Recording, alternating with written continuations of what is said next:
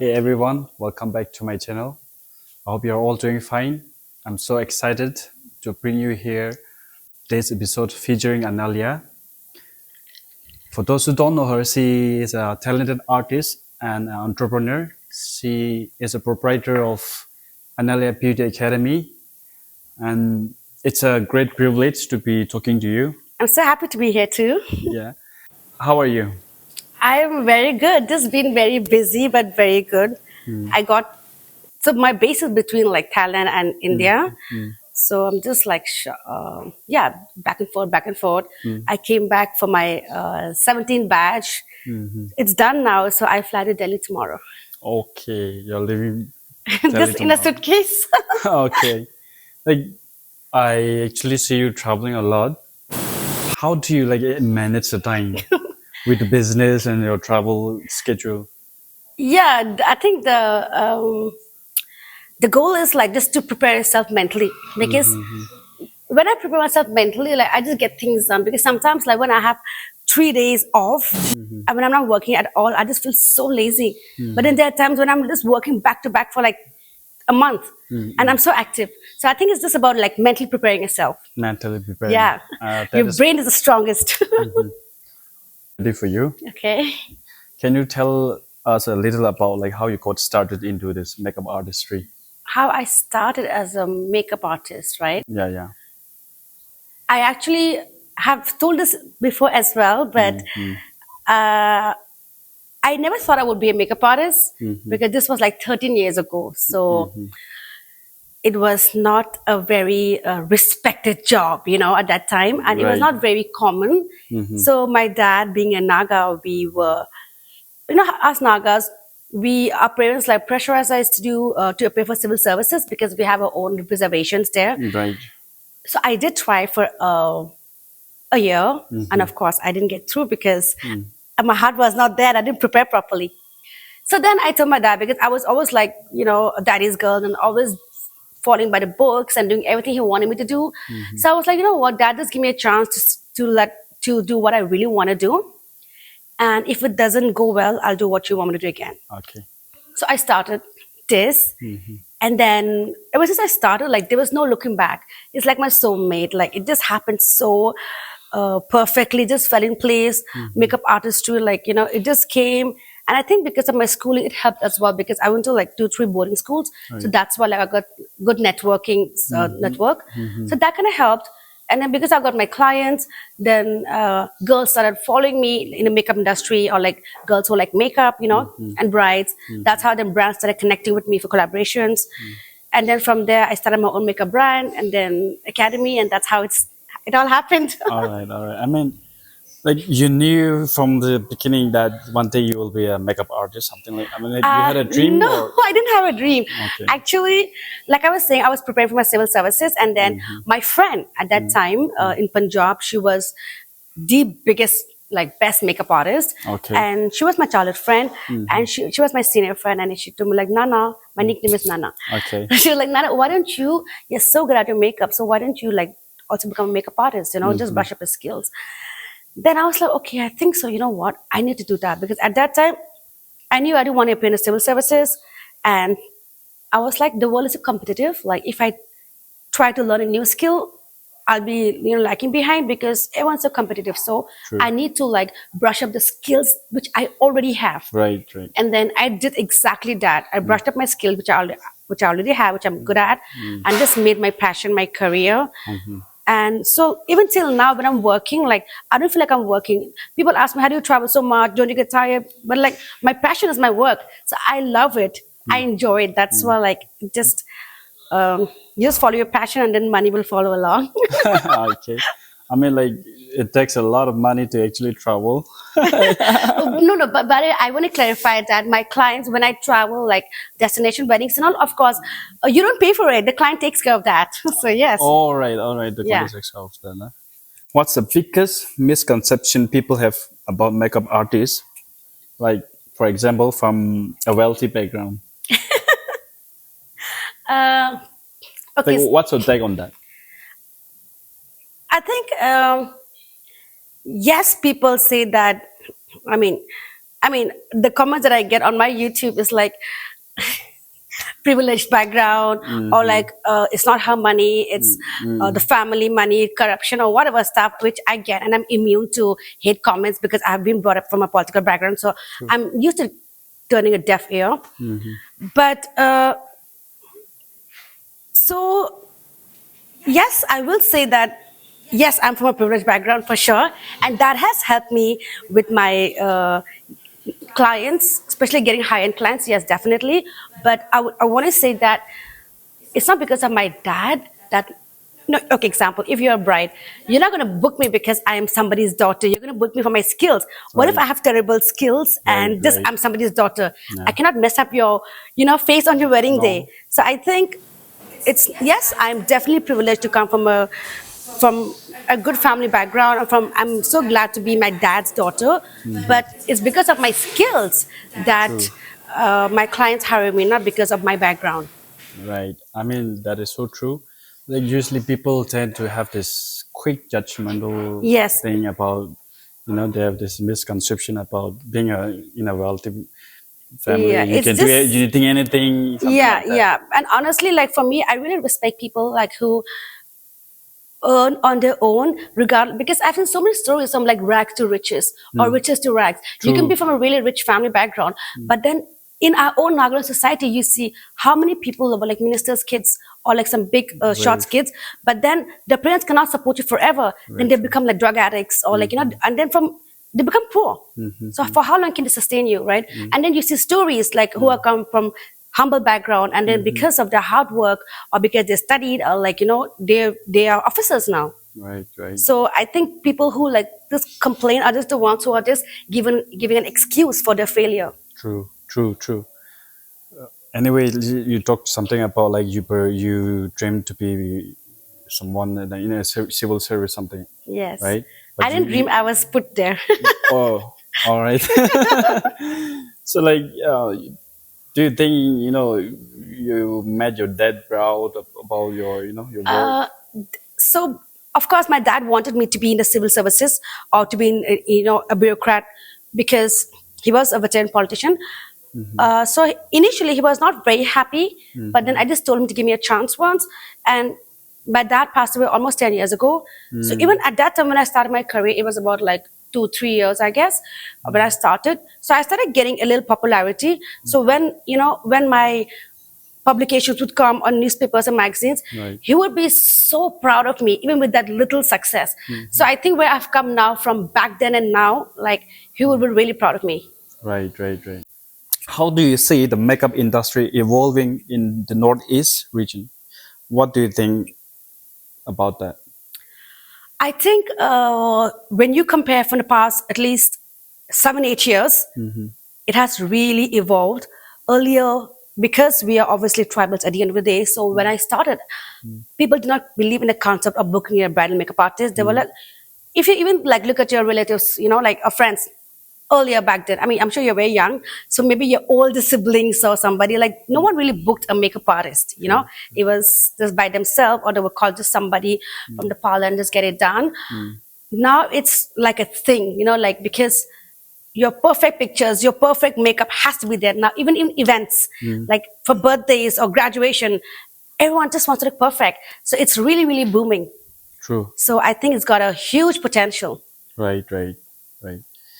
So, how would you describe beauty and fashion scene in Nagaland? Beauty, well, Nagas, I think, are very fashion forward, and we are very conscious of our looks, if I would compare to the rest of India.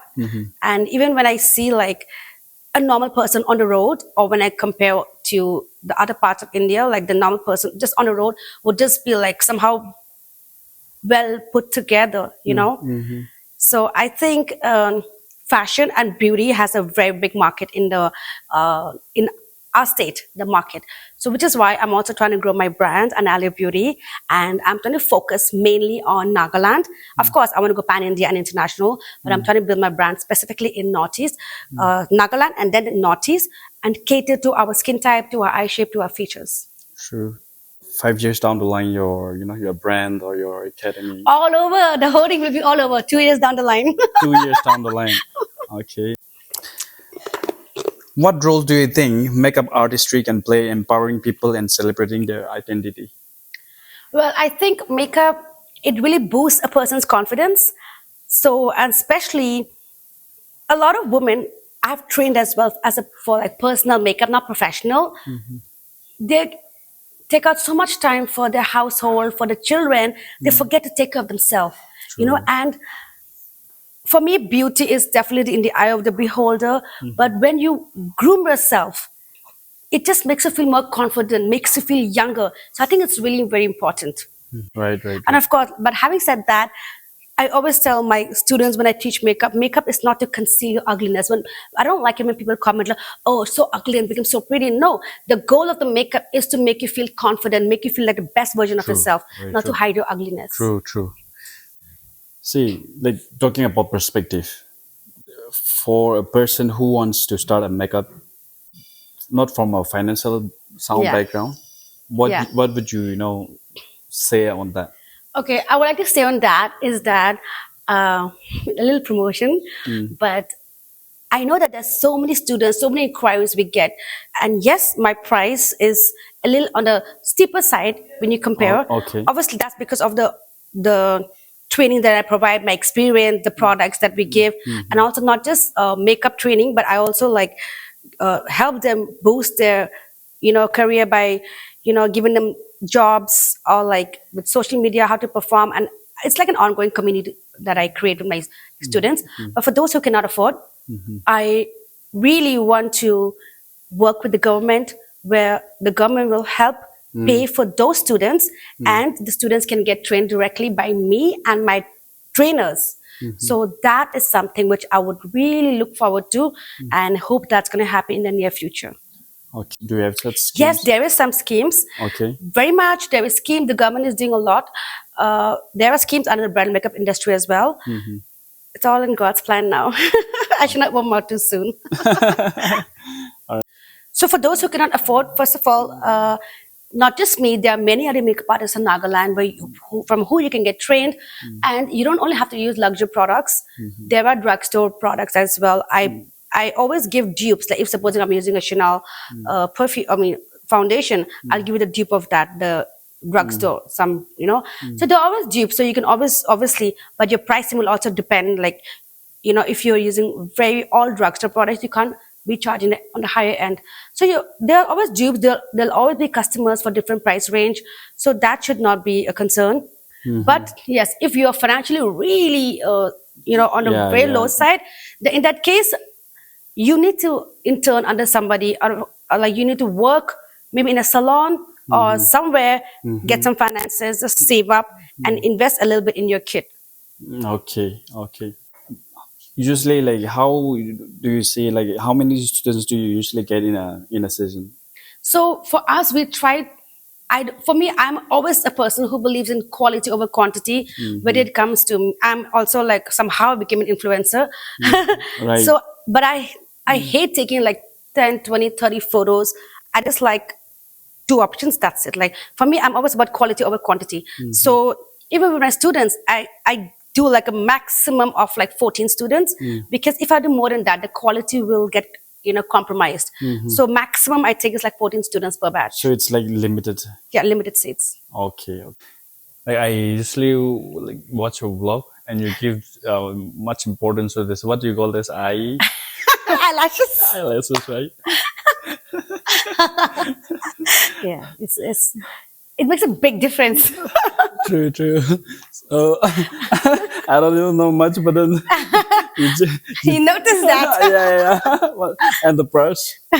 Yes. Yeah, the tools are really important, because sometimes if the products are good, also the tool is the main thing which you pick up the product and put, right? So if the blending is not good, then it looks very patchy. So the tools are really important, and that's the reason why I came up. The first product that I came up with in my brand was the makeup tools. Right. Only tools can make a difference, right? So I also saw that your eyelashes being stuck on your bed. ever ready, but Yeah, that's I mark my territory like that. like, let's be honest. Do you do it for like advertisement or like do you really use it? Ask her. Every time she'll smile, I'll stuck somewhere. Because sometimes I get so tired, like I'm so exhausted, and I just stick it wherever I possible. Are you someone who is reckless type or careful? um, I love being organized, but I'm very clumsy. Um, I lose a lot of things. I'm a little careless with my things, but with my schedule, I'm very disciplined. okay. Because schedule makes money, right? And mental preparedness as well. Yes. Yeah. So, like, what's one piece of advice you would give someone who's starting with makeup? For those who are starting with makeup, as soon as you've graduated, the most important thing is consistency. You're not going to get your client on the first day, so you got to do a lot of before afters. Be consistent. Social media is free, of course. Make use of that and consistency. Don't wait. Okay, once my client comes, I'll post this. No, you have to catch your mother, father, brother, neighbor, anybody. Just put makeup on them. Show transformations. It's really important to be consistent and post. No, how much would the person need in order to start, the makeup? Well, first of all, it depends on the training. Just roughly. Yeah. Where you go for training. So my academy price is different. Then there is other academies. I don't know how much other people charge. True. So that is totally depending on where you choose to get trained. So that I don't know the price, but your kit is important now. So at least like minimum, to have a proper makeup kit, at least 30,000. 30,000, right? Because you need to have all the everything, Yeah. Of course, you don't have to have all the foundations. You can have like the lightest and the darkest. So that who was in between that, you can like mix the colors. But you need to have specific everything. So, because when I say 30,000, like you need to buy the bag makeup kit, and then professionalism is really important. So your makeup chair as well. Some people don't carry chair, yes, but I tell my students you must carry a makeup chair because first of all, it needs to be the same distance when they're standing with a client. The client has to be comfortable. And also, before I did not have makeup chair, I wasn't traveling with makeup chair. So this area like started hurting so bad. So now sometimes when I apply makeup without the chair, this just hurts me really bad. Chair? So yeah, the makeup chair. Okay, The high thing. yes. So it's like a investment for your long term, because if you don't buy a makeup chair, you'll be spending a lot of money in the hospital. All right. So, how interested are the women these days into this makeup? Very, very interested, not just in our society, but pan-India and all over the world, because they see as a makeup artist, you do earn a lot of money, and it's quick money as well. Once you have your clientele, that's why before you have a clientele, you have to fake it till you make it. True. You have to post a lot of pictures, videos. You have to act like you're getting clients. When I started, I used to do so much. Every alternate day or every day I would post a lot of transformations. Now, obviously, it's been so many years, so I don't have to do that anymore because I just post it to only of my clients. But in simple words, fake it till you make it. Like I usually see you, doing more clients with the mainlanders, according to your updates. That is. Yes. So basically, I was living in New Delhi like about, I think, 5 years ago or 4 years ago. Okay. And then, so at that time, I used to have a lot of like clients, from there. But then ever since I moved to Nagaland, once most of my clients, not just mine, but any makeup artist, if you see, your client will mostly be word of mouth. So now if somebody books you for Mukukchung, her friends and family, or, they'll spread the word. So there's more higher chances that you get booked in Mukukchung. So now since I moved back here, I started doing a lot of Assamese and Naga brides. So actually my client is not that much in New Delhi anymore. Okay. It's mostly in this side, like Assam and Nagaland. You also did some celebrity makeup as well? Actually, I'm not like a celebrity makeup artist. I mean, a celebrity makeup. You got a chance to. Yeah. So I've done an Nargis factory in Colombo for, Okay. Have you been to Croatia? Croatia? Yeah. I have never been to Croatia ever. I have traveled extensively in Europe. I love Europe, but Croatia is one place. I've never been there. Because I've seen you talk about that as well. Croatia. Yeah. I've not been there. I really want to go. No. That you wanted to Yes. visit there. Yeah, this year I'm going to Europe. That's why I'm going to Delhi for my Schengen visa. Okay. But Croatia is, I don't know how I forgot to add that to my list. Like, do you mind asking when are you getting married? When God sends me a husband. When God sends you the husband. Like, what's the timeline? Honestly, my timeline was like before 30, I want to get married, but things don't really work out according to your plan. So I guess God wanted me to be successful in my career. So Right. I guess marriage is at halt. So I think society really pressurizes you, to get married. And like, I think it's really rude when somebody's like, having, when they're married and then the neighbors or people ask like, when they're having kids, maybe they cannot conceive, maybe they cannot get married, So when it's a good question that you asked me actually, because it's good that I address everybody as well. Like, when you get married, get time to get married. I'm like, no, it's not time to get married. I'll get married when I want to, when I find the right person, because I'm in no rush to get married. I've seen my friends who were, my friends who got married when they were younger, they have kids. Yes, kids are a blessing, but then when you get divorced, it is sometimes, it's not very easy to again get married or to find a partner when somebody has a child. Yes, we love the child, but it's easier when you are a single woman, True. So I'm in no rush. Once you, Yeah, because for me, once I settle, like, it's locked in forever. Right. So, I mean, like, according to your what you're doing right now, I feel like you'll take some more years. You never know when you meet, maybe 1 year, 10 years. 1 year, 10 years, right? Yeah. So, like, how do you respond to our society who, usually that pressurize us to, get settled down, being that Naga and Yeah, all that. We have that well, cliche and all yeah. that. Didn't pay my bills, so I didn't care. Okay. What is one traditional beauty practice from Nagaland that you still admire or follow? Traditional beauty practice, let me think. To be honest, there's no traditional beauty practice that I follow, but I love to wear traditional. Actually, today I was planning to wear my traditional headband. Maybe I should wear it right now and show you. Can you get my headband? Yeah, sure, you can do Yeah, it. I love wearing like traditional earrings, like with a mix of Right, modern. right. Like, so actually I took some to Bangkok as well. So when I attend some events, I can just wear it, Yeah. Actually, I was thinking, should I wear a headband today or not? But I was like, she said I'm looking better without it. But I'm going to wear it right now and show you. Yeah. Actually, like our culture is like rich in our tradition and all that Yeah. heritage. So it's best that we give importance to that as For well. sure, yes. Yeah. How do you incorporate Naga culture or traditional elements into your makeup looks? Honestly, I don't incorporate that, but I incorporate that into my food. Your food. I'm a big foodie, and I love Naga food, especially sumi. I mean, I love every kind of food. So whichever part of the world I am, I need to have my ahone with smoked pork, bamboo shoot, raja mircha. So I don't incorporate the makeup looks because I think we were tribals anyway. So makeup never existed for us at that time. It was more about survival. So I incorporate all the food stuff, but not the makeup stuff. Okay. So like, it's just a random question. Yeah. Do you like yam? I love yam, yeah, kuchu, my friend. You Because Konyak, I told you, right? Like Yeah. Uncle Loki's children, they're like, we are family, very close family friends. We're like siblings. So Because we love their yam. house makes amazing yam, and it's got a little smoked flavor. True. So good. So this was the hairband. I like to wear like tribal accessories, which has got a modern touch. So yeah. looks One of my students gifted me. My students, they're so cute. They keep giving me things or their own business stuff, like modern and traditional mix. Yeah, It's so yeah. cute. You can, move a Oh, little. can you move it for me? Yeah.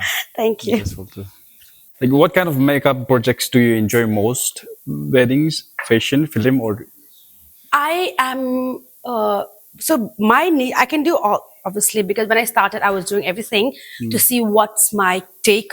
But then I stuck to bridal makeup industry because it's very rewarding. I don't like doing films and shoots and all because first of all, like I don't know about now, but at least when I started, payments will come after 1-2 months, and I'm very patient. I want my payment on time. And you also like instant payment? That's what I heard. yeah, like and also with you gotta like stay there for 4 hours, 8 hours on shoot and dab and do all that. Yeah. That's just not me. Right. So, and I like to be creative with my, so bridal makeup industry, I feel like I'm in the industry because it's so rewarding. It's rewarding in terms of the appreciation, in terms of the money that you make as well. So that's the industry to be in. Right. For instance, like you got into a film Yeah. project or stuff like that for this makeup. Yeah. Would you take it or I would not. you would not? I love for the people who are in that segment, but I just cannot like, you have to like just be there like throughout hours and hours, and that's just not me. You're like traveling a lot, so you cannot stay in a place. Yeah. For And a then long the time. nakras of the celebrities or whatever. I don't think I can take that shit. So like, where do you stay long the most? Like, Where do I stay? Yeah, you leave, stay. I live in Nagaland, but then I moved to Thailand in last year, September. So now mostly I'm staying in Thailand like 80% and 20% here. But then that's because it's a summer season. In winters, I'm more like 60% Nagaland. So this time in winters again, wedding seasons, I'll be mostly in India and then less in Thailand. Okay. Just between. Did you where you once where you called even once somewhere in the eastern part of Nagaland? Have I been there? Yeah. Yes. I've been to Mon, Mon. of course. Mukuchung is which side? Mukuchung. Just next to the thing, Mon, I think. So that's eastern. Yeah, eastern. My geography. Yeah, we've been to even what's that place next to Mukuchung? That place? Changtong, yeah. Oh, yeah. Changtong, Yeah, yeah. we went Changtong yeah, for my client's makeup as well over there. Okay. We went to Mukuchung, Mon. Mon, we've gone twice actually. Have you been to Longwa? Longwa, have you been there? No, we haven't. Many YouTubers. She's also from Yeah. She's She Konyak. said she's from Longwa. Yeah.